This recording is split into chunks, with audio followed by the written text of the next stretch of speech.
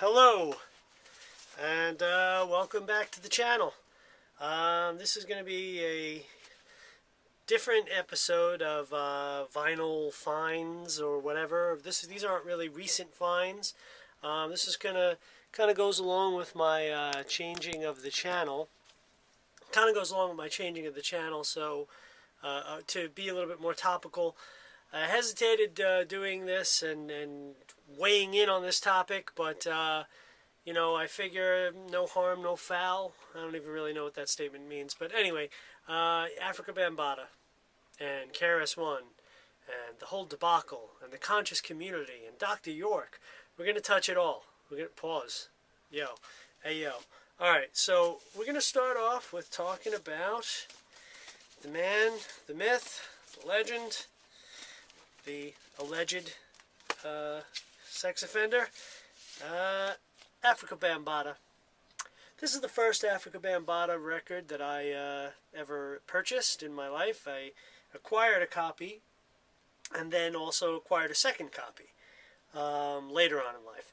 But this is the introduction to the man. I remember seeing the video on Video Music Box and getting hyped, like, you know, like all the elements were there, and, you know, as a kid from Brooklyn, you know, I wasn't really connected directly to the Bronx and stuff, but, you know, I had local writers turn me on to this, or graffiti was my entranceway, you might say, and just seeing the Renegades piece at the end and the whole deal, you know, you got hyped up, you got amped. You thought, oh, that's hip-hop, you know, but in future days, what did we know? Now, I would say the next chronological... So Renegades of Funk, like Ill Song, Ill Record, right? You know, like Renegade Beats, like, you know, you didn't think, I mean, when you're disconnected from the actual thing, Zulu Nation and stuff, you just think it's awesome. You know, as a kid, you know, I wanted to be down in the Zulu Nation, you know? But, anyway, as time moved on, some more, you know, undergroundish type of stuff. You got the Wild Style, right? Produced by Afrika Bambaataa. This was in the movie on Celluloid Records. And it shows you that Bam's, like, you know, I've heard this said in the whole controversy. By the way, if anybody who's watching this doesn't understand what I'm talking about when I say the controversy, by this time I'm sure you know, there's been a claim that, by several people, that Afrika Bambaataa molested them when they were young. It all started with the Star channel there, Star, Shot 97, the Star Chamber, shout out to Star. I got basically addicted to the whole controversy, and I watched every video available about it, so I feel that that's my reason for speaking about this. And I heard a few times the claim that Afrika Bambaataa, you know, the music he made really wasn't hip-hop. And I understand where the people who are saying that are coming from, because, you know, really, like, from Renegades, right, into this Wild Style, right, you know, he really was pushing himself more towards the punk rockers, I think, even with his hairstyle and his way of dress. So, you know, I could go with what they're saying there. You know what I mean? So Afrika Bambaataa, like, as he was pushing more towards punk rock, you know, he did that record with John Lydon, Johnny Rotten from the Sex Pistols, World Destruction. I used to have it. I can't find it. So, you know, like, he was actually gearing himself more towards that area. Here's another interesting thing that another addition to my Afrika Bambaataa collection of music. I noticed this. I had this tape, and I noticed 1990 to 2000, the decade of darkness. Now, I'm just pointing this out, not to be a dick or anything, and I'm not trying to get in anybody's stuff here or anything, but it would be interesting. You know, that's kind of like this whole thing with York and the ancient stuff and the aliens and lizards and shit. It does sound kind of like David Icke and Illuminati and stuff. So to title your record "The Decade of Darkness," and then these allegations come to light, you know, in the Decade of Darkness, like, so when was all that stuff going down? I mean, you know, obviously it seems like early 80s and stuff, or forever according to some of the people, but 1990 to 2000, was there a particular amount of darkness in the man's life? It's just sort of caught that, just trying to point that out. Decade of Darkness, right? Afrika Bambaataa and the Family. Again, on this record, not exactly hip-hop. So it does go with that claim. I haven't listened to any of these in so long that I can't really say if it's good or bad music, but I remember buying it and being like, this is like world music, which is not a bad thing, but there you go. Decade of Darkness. Check that out. Decade of Darkness. Weird. You know, I had this, right? But this ain't even Afrika Bambaataa. Play that beat, Mr. DJ. This is Globe and WizKid. So I don't even know if Bam has anything to do with this, which is another thing that was said or whatever. But let's talk about now where it goes after that. Like Afrika Bambaataa and Family, The Light. You know, this record's got like Nona Hendrix on it and stuff, and like members of P-Funk and Bootsy Collins and UB40 and, you know, Sly and Robbie. Like, so, you know, he was into a lot of different music, right? So, but this record, I haven't listened to it in years. I don't remember it being all that mind-blowing. There's even a Zouk track on it. But so one thing you can't take away from the guy is that he has definitely multifaceted interest in music. So you got to give him that. And I don't think anybody's trying to take that away from him anyway. Then you got records like this, right? Beware, The Funk Is Everywhere. I remember buying this in like the 86 it came out, so I guess I bought it in 86. I don't know. I maybe bought it like 2 years after it came out. Again, Kick Out the Jams. It's like a rock song, you know, like not something that, you know, it was like I bought these records thinking like, well, I'm buying the Godfather hip-hop, the source, you know, and I was always surprised that what I was getting was basically rock albums, but like electro rock albums. Not that there's anything wrong with that. That's definitely cool to a degree, but not his best work. And now let's just speak on the scandal a little bit. I just want to say straight up, like people like Poppy, Ronald Savage, you know, mad brave people. You know what I mean? Addressing the issue. You know, but then again, on the side of like any Zulus are watching this that are a full support of Bam, you know, I'm not saying I know anything. I'm just a guy with records. But the way things are looking, it don't look too good. And speaking of people who are defending Bam, you got this man right here. Let's talk about this man, KRS-One. This record alone blew the doors of my mind open, right? When I was a kid, I think 89 came out, 90. And, you know, definitely inspired me to learn more, to read more, to look into things, to get into what these conscious communities are talking about. I bought the book, How to Eat to Live and stuff. You know what I mean? And I learned a lot from KRS-One. I can't take that away. This record has great samples. He's got great ability.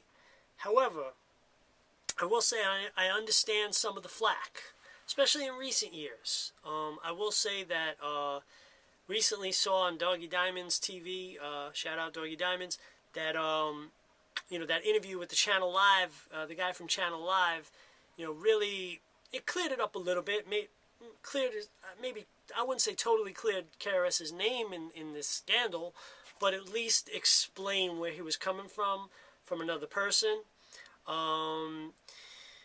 However, you know, I will say this, that now that I'm older, you know, I can't take anything away from KRS, but another comparison I can make to KRS and Bam is that, like Bam, the first words of KRS, you know, other than Criminal Minded, you know, I heard Criminal Minded first, obviously, but then I was sort of like, you know, getting into other stuff, getting into hardcore. You know, I'm a Italian kid from Brooklyn, so I was into hardcore music, obviously. And, you know, I saw KRS popping up at Sick of It All shows, you know, and doing the intro to the song, you know. So, like, you know, a guy who's trying to be cross-platform, you know, cross-genres, you know what I mean? So, similar, you know, open-minded musically. Can't take that away, right? However, you know, there is a point where you stretch yourself a little too thin, perhaps. And the knowledge that he comes with, I'm not disputing the knowledgeable nature of his knowledge, but you know, I think some of it, how could you be a scholar at so many aspects of, you know, education? How could you know the ins and outs of metaphysics, let's say, or the ins and outs of theology, or the ins and outs of science, and, you know, and also have a music career? I mean, it's possible, but I guess I'm trying to like politely call a little bullshit, like Star. I would not go where Star goes, and I'm not talking bad about it, anybody, and I'm not really trying to take a side, although all the evidence does point towards some of the genuinity in the people that are coming forward with their stories. But you know, KRS, it's so complicated to talk about this, but I think the thing I'm trying to get at is, as a fan of this music, I think what we all feel is disappointment, like complete disappointment. You know, if this ends up being fully true, which it really does seem that way, and even in the way it was handled, with calling people COINTELPRO and Illuminati, and then KRS had some videos around the internet way before this broke about how he is a 33rd degree Mason, and I mean, come on, this is all, it's so disappointing. It's got nothing to do with music, and it's kind of disappointing, you know, and shows a big gaping hole in what's going on with, you know, I guess hip-hop, you know, and rap music, and how New York's throne is being a little tarnished, you know what I mean, by the legends. I mean, there's tons of underground people that are still doing really great stuff, but we're talking about this topic here, so that's my thing. KRS, Bambaataa, you know, this coming to light is extremely disappointing as just a fan of the music, and as a fan of being in the music business. I mean, I make beats, I play trumpet, I'm in bands and stuff, and you don't want to hear this about stuff that you held true. It's like hearing that, you know, Ian MacKaye from Fugazi, it would be like the equivalent of hearing that Ian MacKaye from Fugazi and Minor Threat, you know, really, it turns out he's a really harsh capitalist, and he's making tons and tons of money off of all of the Discord releases, and he's just sitting in a bathtub full of money every night, just laughing, you know, and he's eating a bunch of meat, and he's drinking like a 40 ounce, you know what I mean? That's like the equivalent, you know? So it's hard when someone that you thought stood for one thing, then you realize, oh no, that's not the case. It's disheartening. You know, it's real disheartening. So I think that's the message I'm trying to put across with this video. Isn't that I believe one side or the other, or take any kind of side, or I don't even know any of these people personally, so I've got no real right to talk. But as an Italian, I feel I've got a little bit of a right, because, you know, Star's half Italian and he broke the story, so that's my in. Anyway, I'm just being a dick. You know, disappointment, big disappointment, and you know, I'll share another story, right, on the topic of Bambaataa. This is one of the biggest disappointments I could think of. When I heard all the shit breaking, all the story broke and everything, and I'm disillusioned, I'm upset about it. And I thought back. It was once upon a time, I used to DJ in the Lower East Side. I had a Monday or Sunday night gig at this place. I think it was called Vaughn. Sorry. And I used to do this thing where I opened up the mic. I would play trumpet over beat records and reggae records. And then if MCs were in the crowd, you know, I would say, yeah, get on. You know, you can get on or whatever. And I remember I was playing the instrumental side of this, right? And these kids, it was like in the mid-90s or maybe late 90s, and they wanted to spit. So I was like, all right, spit over this. And they were like, we can't spit over this shit. You know, like, fuck this. And I thought, like, well, what do you want? What kind of beats do you want? And they're like, you have any instrumentals of Capone and Noriega? And at the time, I wasn't really on that tip, you know. I was trying to push the conscious beats and whatnot. And I kind of made them feel a little bit bad about, like, you know, oh, you should know who this guy is and such and such.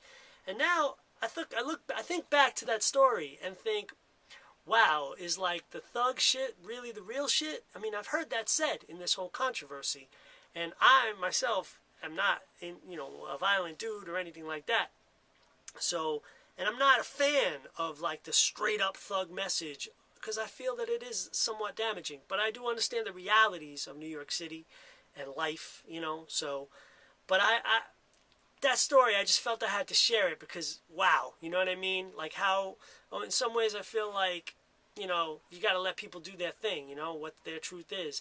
And really the whole conscious thing, look what happens. You know what I mean? Maybe, allegedly, right? But I will say this. I want to say this. Let's get to this man, Dr.York, okay?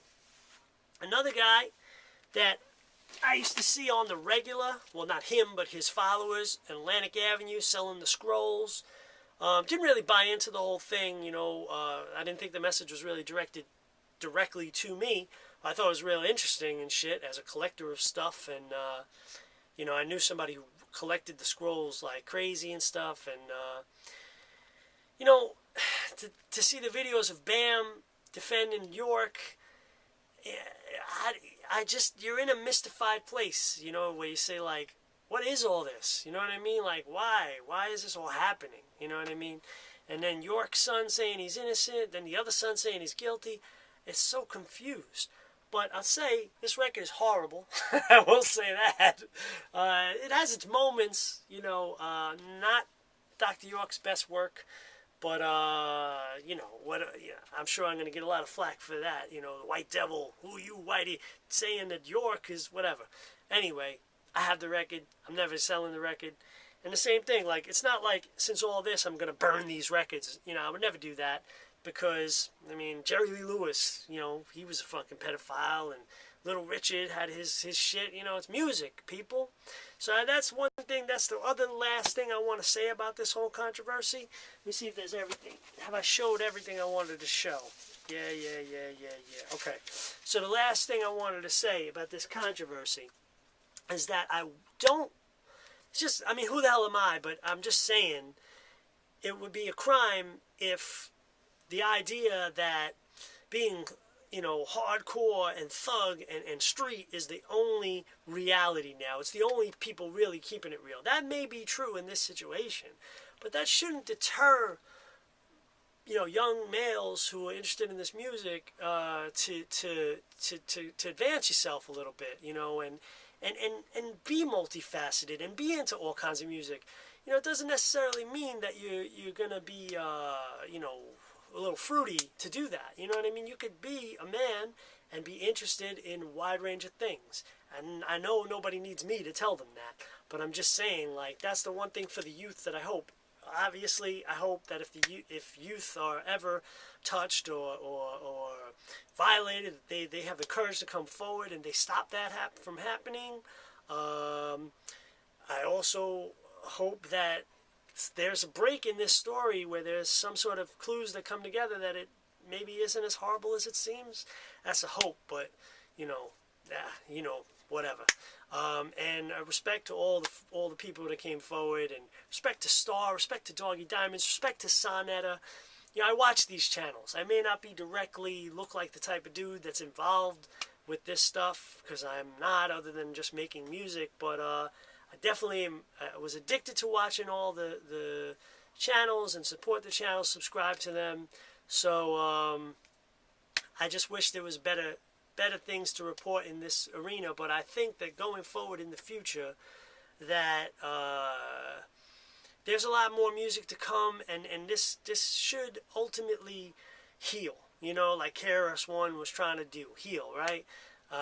So we'll know as the story unfolds. It's kind of exciting and riveting in a way to know, like, what happens next. But it's unfortunate that this is what we're looking forward to. Like the next video of more reports on more horribleness, and disasters. So my heart goes out to anybody who suffered, and it's still, I will say that it's still great music,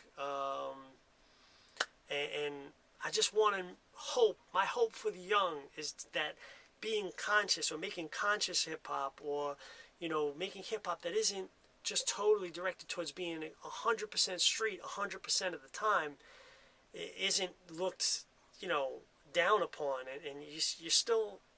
I don't want it to be that, oh well, if you're conscious, you see, it's just a mask for bullshit, or being conscious is bullshit, or getting like beyond your street knowledge is bullshit, because that really isn't true. You know, it takes a lot of knowledge to even, you know, do what you got to do on the streets. So, you know, knowledge is knowledge, and music is music, and it doesn't necessarily make you one way or the other if you like things that are outside, head nod, hardcore beats. You know, you could like some zouk, you could like some funk, you could like some punk rock or whatever. It's my take. I appreciate the time. It's 7 o'clock.